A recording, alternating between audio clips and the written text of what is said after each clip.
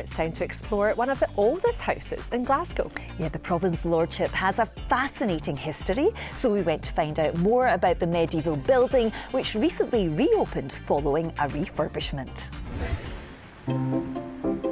Today we are in Provans Lordship, which is a house adjacent to Glasgow Cathedral. It's the oldest house in Glasgow, part of the cathedral precinct, the cathedral village, which used to house members of the clergy who had important roles within the church body. So this was a series of manses located around the main cathedral building.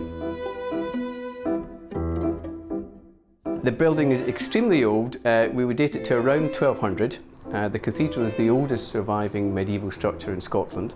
It's a remarkable core to Glasgow and in Glasgow High Street, which was the medieval origins of the city and often very much overlooked.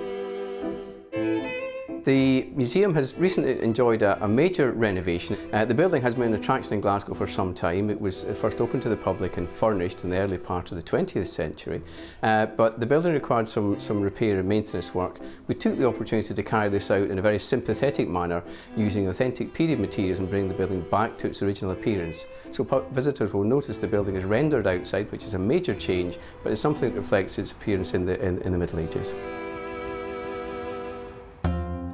People can expect to get a really immersive experience when they come to visit.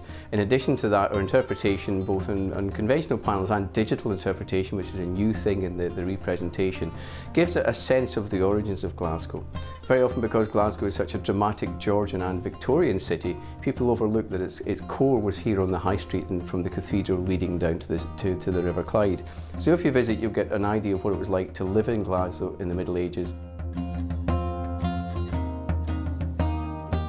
So the history of the building is an interesting survival. It started off as a religious building, one of a series of manses where people who had significant roles in relation to the religious community lived.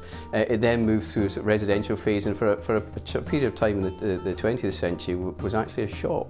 And it's possible this commercial interlude was the thing which saved it, so it survived as a shop for quite a long time in an unmodified, largely unmodified form, which meant that it was relatively easy in the early 20th century to turn it to its original medieval format, which is what you can see today.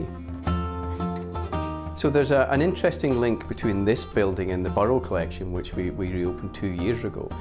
William Burrow was a very well-known collector and philanthropist in the city, but actually had a very strong interest in Provans Lordship, so he was a prominent member of the small group of individuals who actually were behind opening this building to the public in the early 20th century, and for collecting the furnishings and the paintings that you can see in the building today. Our interpretation really gives some sense of the evolution of this bit of the city, but particularly this building. So if you come to Provans Lordship and visit St Mungo's Museum across the street, the Museum of Religious Life and the Cathedral, you can absolutely get a really clear sense of the origins of Glasgow around the religious settlement and the evolution of this building and the evolution of the city around it to the large industrial metropolis we see today.